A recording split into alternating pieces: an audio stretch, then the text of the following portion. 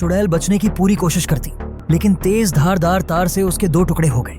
ये देखते ही दूसरी चुड़ैल के कदम रुक गए। वो घबराकर दूसरी ओर भागने लगी, लेकिन बेन ने 1 सेकंड भी बर्बाद नहीं किया। अपनी जादुई बंदूक निकाली और सीधा निशाना साधकर फायर कर दिया। चुड़ैल चीखते हुए जलकर राख हो गई, लेकिन ये तो बस शुरुआत थी। बाकी चुड़ैलें भी तेज रफ्तार में हमला करने लगीं, लेकिन मौत की जंजीर ने उन्हें भी चीर कर रख दिया। चारों तरफ अंधेरा और खौफ था, लेकिन हैंसल और उसकी टीम को अभी भी लग रहा था कि खतरा पूरी तरह टला नहीं है।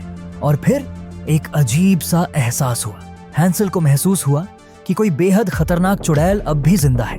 वो और उसकी टीम उसे ढूंढते हुए चुड़ैलों की असली गुफा तक जा पहुंचे। और तभी चुड़ैलों की रानी प्रकट हुई।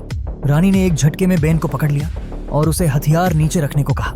हैंसल ने थोड़ी देर सोचा और फिर धीरे धीरे अपना हथियार नीचे रख दिया, लेकिन जैसे ही चुड़ैल निश्चिंत हुई, उसने फुर्ती से दूसरा हथियार निकाला और सीधे उस पर हमला कर दिया। चुड़ैल भी कम नहीं थी, उसने भी पूरे जोश से पलटवार किया।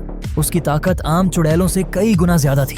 तभी हाइट विच भी अपनी जादुई ताकत से उसका सामना करने लगी, लेकिन ये चुड़ैल इतनी आसान नहीं थी।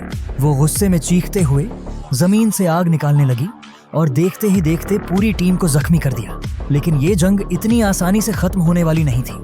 हैंसल गुस्से में उठा, अपने खास हथियार से चुड़ैल को गोली मारी, लेकिन कुछ नहीं हुआ। इस बार चुड़ैल अपने असली रूप में आ गई और पहले से भी ज्यादा ताकतवर दिख रही थी। उसकी डरावनी हंसी से पूरी गुफा गूंज उठी।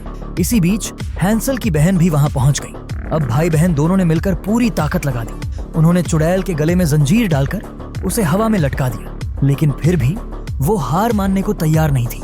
हैंसल जख्मी हो चुका था, उसे एक इमरजेंसी इंजेक्शन देना पड़ा।